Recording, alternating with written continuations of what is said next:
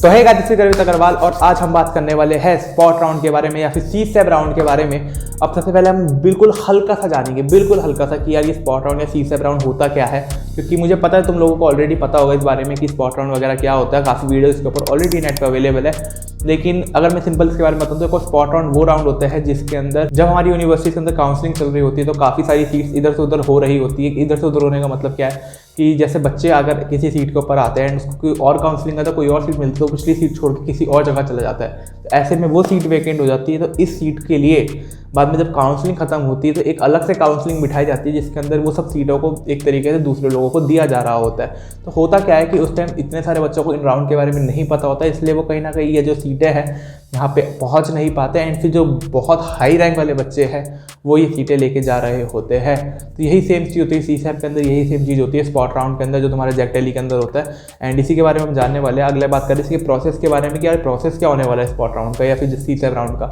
तो देखो इसके अंदर होता क्या कि बेसिकली तुम्हें एक कुछ डिपॉजिट होता है जो तुम्हें काउंसलिंग के बाद एक बार इसे सबमिट करना पड़ता है। जैसे अगर मैं JEC-TELY का एग्जांपल लेके बताऊँ तो स्पॉट राउंड के अंदर तुम्हें 10,000 रुपये जो होते हैं पहले देने पड़ेंगे काउंसलिंग के लिए। तो पहले तो क्या करोगे, काउंसलिंग जैसे तुम्हारे राउंड सारे के सारे खत्म होते हैं पहले शुरुआत के, तो जब तुम इसके अंदर 10,000 रुपये का तुम्हें एक ऑप्शन मिलेगा अगर तुम्हें स्पॉट राउंड में बैठना है तो तुम वो 10,000 रुपये दे के स्पॉट राउंड में बैठ रहे होगे। अब ये 10,000 रुपये क्या है, क्या हमने इस 10,000 रुपये का रिस्क लिया है, क्या लिया है, ये सब बताते हैं। तो देखो 10,000 रुपये क्या होंगे, बेसिकली तुम्हारी फीस में से कट जाएंगे, तो तुम्हें ऐसा कुछ नुकसान नहीं होने वाला फीस के ऊपर कि हाँ तुम्हारी फीस जो है ख़राब हो जाएगी या तुम्हें 10,000 एक्स्ट्रा रुपये देने पड़ रहे हैं, नहीं, वो तुम्हारी फीस में से कट जाएगा अगर तुम्हें सीट मिलती है। लेकिन अगर तुम्हें सीट नहीं मिलती तो वो तुम्हें रिटर्न के देंगे, लेकिन अगर तुम्हें सीट मिल जाती है तो तुम्हारे कोई पैसा रिटर्न नहीं होगा, ये भी इनकी पॉलिसी है। एंड इसी के ऊपर ये पूरी वीडियो भी है कि किस तरीके से हमें गारंटीड सीट मिल सकती है, किस तरीके से हम रिस्क को पूरे मैनेज कर सकते हैं। क्योंकि पर्सनली अगर मैं अपनी बात करूँ तो मैंने भी काफ़ी ज़्यादा अच्छे से रिस्क मैनेजमेंट करके ही पूरी सीटें वगैरह निकाली थी, क्योंकि ये जो पूरा गेम होता है हमारा काउंसलिंग का, ये एलिमिनेशन का होता है ना कि सिलेक्शन का होता है। हमें ये नहीं देखना होता है यहाँ पे कि हम कौन कौन सी यूनिवर्सिटीज़ के अंदर या कौन कौन सी कॉलेजेस के अंदर जा सकते हैं, हमें यहाँ पे ये देखना होता है कि हम कौन कौन सी चीज़ों का एलिमिनेट कर सकते हैं ताकि एट दी एंड जब हमारी काउंसलिंग में जो बच रहा हो हम वहाँ पे जा रहे हो। क्योंकि देखो अगर तुम सेलेक्ट करने जाओगे, मान लो हमारे पास एक लड़का है अमन नाम का लड़का जो है उसका कई सारी काउंसलिंग बैठ रहेगा 3-4 जगह पे, एंड कहीं से उसको एक ECE मिल रही है, कहीं से उसको CS मिल रही है, कहीं से उसे मैकेनिकल मिल रही है, कहीं से उसे IT मिल रही है। अब वो कन्फ्यूज है इन चारों में से कहाँ पे जाना है, तो होगा क्या, अब या तो वो एक को सिलेक्ट कर ले कि यार मेरे को एक को सिलेक्ट करता हूँ एंड उसके ऊपर फोकस करता हूँ, तो इसमें रिस्क ज़्यादा बढ़ जाता है। तो वो क्या करता है, वो कहता है एलिमिनेट करते हैं हम। एलिमिनेट किस तरीके से, वो कहता है अच्छा मेरे को यहाँ पे इलेक्ट्रिकल नहीं लेनी, मतलब मेरे को ECE नहीं लेनी बेसिकली, एंड मुझे चलो मान लो यहाँ पे मैकेनिकल नहीं लेनी, तो वो ECE मैकेनिकल को आउट कर देता है, IT CS के साथ रख लेता है अपने आप को। तो IT CS वाली जो चीज़ होगी अब वो उन पे फोकस कर रहा होगा आगे की काउंसलिंग में,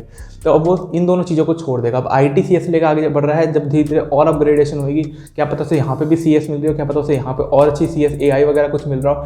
अब वो देखेगा दोनों में से कौन सी चीज़ बेहतर है उसके लिए एंड उसको एलिमिनेट करके एक चीज़ को, जो पर्टिकुलर चीज़ उसके पास बचेगी वहाँ पे अपना एडमिशन ले रहा होगा। तो इस तरीके का तुम्हारा प्रोसेस होता है जिससे तुम्हारा रिस्क मैनेजमेंट बिल्कुल कम हो जाता है। अगली अगर हम बात करें कि यार चलो ये तो हो गया प्रोसेस की, तुम्हें किस तरीके से 10,000 रुपये देने पड़ते हैं, किस तरीके से तुम्हें अप्लाई करना पड़ता है, एंड अलग से कुछ ज़्यादा मेल इसके आएगा नहीं, तुम्हें जाके इसके नोटिस सेक्शन में आकर देखना पड़ेगा कब इसकी काउंसलिंग वगैरह चालू हो रही है। 2-3 राउंड होता है, तुम कूल रहने की बात है, कोई दिक्कत नहीं है। जैसे तुम्हारी नॉर्मल काउंसलिंग वगैरह होती है वैसे ये सारे राउंड हो रहे होते हैं।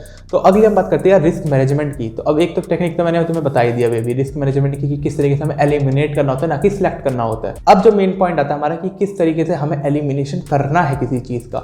तो देखो इसमें रिस्क मैनेजमेंट में कैसी चीज़ आती है, अगर मान लो हमारे पास एक अमन था, अमन को मैकेनिकल मान लो 3 हम देख के चलते हैं, तो मान लो अगर अमन है, अमन को ECE मिल रही है IPU के किसी कॉलेज के अंदर, एक NIT है जिसमें से मान लो मैकेनिकल मिल रही है, और एक जगह पे मान लो उसको लेट से ECE मिल रही है NSUT D2 जैसे कॉलेज के अंदर। तो अब अमन के पास 3 ऑप्शन होने वाले हैं। अब उसे देखना कि इन तीनों में से कौन से ऑप्शन को रखा जाए, कौन से ऑप्शन को छोड़ा जाए। अब मान लो हमारे को पता है कि स्पॉट राउंड के अंदर अमन को जो है वो मिल सकती है ECE DTU NSUT के अंदर। अभी मान लो उसे मिल रही है मैकेनिकल किसी NIT के अंदर। अब उसे पता है कि NIT के अंदर मेरे को मैकेनिकल मिल रही है एंड मेरे को स्पॉट राउंड में ECE मिल सकती है। तो ऐसे में वो क्या करता है कि अब वो देखता है कि यार मेरे को मैकेनिकल चाहिए या मेरे को ECE चाहिए। अगर ECE नहीं मिलने वाली तो ECE से कितना नीचे मैं गिर सकता हूँ। तो इसमें हम क्या कर रहे होते हैं ये चेक करने के लिए, तो सबसे पहले तुम्हें जाकर देखनी होती है कट ऑफ क्या होने वाली है। तो देखो कट ऑफ क्या होती है, पिछले साल की तुम जाके देख सकते हो कि किस तरीके से कट ऑफ, तो काफ़ी सारी कट ऑफ निकाल रखी है पिछले साल की 2020 वाले सेशन की, तो काफ़ी आराम से तुम जाकर देख सकते हो कि स्पॉट राउंड में कैसे कैसे कट ऑफ गई है। एंड तुम्हें क्या करना पड़ता है, देखना होता है कि अच्छा ओके अगर मेरी मान लो 1 लाख रैंक है, 1 लाख रैंक के अंदर मेरे को ये ब्रांच मिल रही थी और यहाँ पे 6 लाख तक यहाँ पे गई हुई मान लो स्पॉट राउंड के अंदर, तो जो 6 लाख वाली है ना, उससे तुम पीछे आ जाओ थोड़ा सा, मतलब 3-3.25 लाख के वाली जो तुम्हारी ब्रांच होगी, तुम्हें उसको देख कर रखना है कि अच्छा ओके ये ब्रांच भी मुझे मिल सकती है। ऐसा हो क्या पता मेरे को ये ब्रांच मिल रही हो, और अपनी वाली जो रैंक होगी उसमें से 30,000 करीब माइनस कर देना। तो अगर 1 लाख रैंक है तो 70,000 में मिल रही होगी, वो रखना अपनी कंसिडरेशन के अंदर, और जो तुम्हें लगभग 1.5 लाख ऐड कर देना। तो जो तुम्हें 1 लाख की रैंक थी, लगभग 2.5-3 लाख पे जो तुम्हें एक ब्रांच मिल रही होगी, तुम वो देखना। तो एक हो गया 70,000 वाली, एक हो गया 2.5 लाख वाली। इसके बीच की जितनी भी ब्रांचेज है वो तुम्हारे लिए स्पॉट राउंड में ऑलमोस्ट ऐसे समझ लो कि मिलने वाली है तुम्हें, क्योंकि इतना बाहर भी तुम नहीं जाने वाले कि तुम्हें 6 लाख वाली ब्रांच मिल रही हो, या इतना अंदर भी नहीं आने वाले कि तुम्हें 50-40 हज़ार के अंदर वाली ब्रांच मिल रही हो। तो हाँ, इस तरीके से कुछ होता था। तो अब इसमें से देखो कि तुम्हें जो ब्रांच ये जो दे रखी है पूरी की पूरी, इसमें तुम्हें किस तरीके से अपने आप को सिलेक्ट करना है कि यार ये जो ब्रांच हमारी 2.5 लाख में मिल रही है, क्या मैं उसको उसे लेने में पसंद है। अगर तुम्हें ये जो ब्रांचेज है, मान लो यहाँ पे 5 ब्रांचेज है और तुम्हें 4 पसंद है, तो डेफिनेटली आंखें बंद करके तुम स्पॉट राउंड में जाओगे, क्योंकि तुम्हारे चांसेस ज़्यादा है कि तुम्हें स्पॉट राउंड में आके फ़ायदा ही होने वाला है। तुम्हें जो भी ब्रांच मिलेगी तुम्हें मज़ा ही आने वाला है उसमें। लेकिन अगर हम बात करें ये दूसरे चीज़ की, जो NIT वाला डिसीजन था कि यार अगर हमें मैकेनिकल वहाँ के छोड़नी है नहीं छोड़नी, या फिर जो भी हमारा कोई कॉलेज था IPO के अंदर हमें ECE छोड़नी है नहीं छोड़नी, क्योंकि वहाँ पे दिक्कत क्या आती है, वहाँ पे तुम्हें फीस देनी पड़ेगी। अगर तुम फीस नहीं दोगे तो तुम्हारा जो कॉलेज का एडमिशन होगा तुम उसे पक्का नहीं कर पाओगे। तो उसे पक्का करने के लिए तुम्हें वो फीस देनी पड़ेगी, 1 लाख रुपये की जो भी हमारी फीस होगी। एंड वहीं पर तुम्हें लोगों को दिक्कत आ रही होती है। मैंने पर्सनली अपने बैचमेट्स को देखा है जो कि 6-6 महीने तक इंतजार करते रहते हैं अपने रिफंड आने के लिए इन सब जगहों से। तो हाँ, दिक्कत तो में आने वाली है। तो इसलिए हम अब क्या करेंगे, तो अब हम देखेंगे IPO की ECE वर्सेस जो ब्रांच हमें मिल रही थी कौन सी, 2.5-3 लाख के अंदर स्पॉट राउंड के अंदर। अब हम दोनों को कंपेयर करेंगे। कंपेयर हम किसी भी केस के ऊपर कर सकते हैं। अगर हम ब्रांचेस के प्रेफरेंस के ऊपर कर सकते हैं, हम उसके पैकेज के ऊपर कर सकते हैं, हम वहाँ के इन्वायरमेंट के ऊपर कर सकते हैं, हम कॉलेज लाइफ के ऊपर कर सकते हैं। तुम्हें जो अच्छा लग रहा हो तुम उसके ऊपर करो कंपेयर दोनों चीज़ों को, कि ओके हमें IP के अंदर ये मिल रही है, हमें यहाँ पे 2.5 लाख के अंदर ये रैंक मिल रही है। दोनों को कंपेयर करो कितना गैप है। ऐसे करते करते तुम बढ़ते बढ़ते 70,000 वाली रैंक पे जाओ, तो देखो गैप कितना हो रहा है। अगर ये गैप शुरू में इतना था और एट द एंड आता था तो ये गैप इतना हो रहा है, तो तुम्हें स्पॉट राउंड में जाना है। अगर वो गैप बहुत हल्का से ही कम है कि यहाँ पे तुम्हें ECE मिल रही थी, वहाँ पे मान लो तुम्हें बायोटेक मिल रही है, तो क्या होगा, गैप जो होगा यहाँ पे ECE जो IPO वाला होगा क्या पता जीत रहा हो। तो ऐसे में तुम्हें क्या करना है, फिर तुम्हें IPO की फीस भर देनी है। लेकिन अगर ऐसा होगा कि नहीं गैप हमारा बहुत ज़्यादा बढ़ रहा है, स्पॉट राउंड में बहुत अच्छी अच्छी ब्रांचेस मिलने का चांस है, तो फिर तुम्हें स्पॉट राउंड के लिए जाना है, ECE वाले के लिए फीस नहीं भरनी है। अब तुम कहोगे यार यहाँ पे तो तुम्हारी काफ़ी सारी दिक्कत हो सकती है। देखो दिक्कत हो सकती है, यहाँ पे तुम्हें गट्स दिखाने पड़ेंगे, यहाँ पे तुम्हें हिम्मत दिखानी पड़ेगी अच्छे से कि कोई तुम्हें ब्रांच छोड़ने के लिए। क्योंकि देखो ऐसा भी हो सकता है कि तुम्हारा मतलब बिल्कुल पोपट हो जाए एट दी एंड जाके, एंड जो तुमने कैलकुलेट किया था ज़्यादा चीज़ें नहीं जा रही, तो कैलकुलेटिव रिस्क लेके जाना पड़ेगा।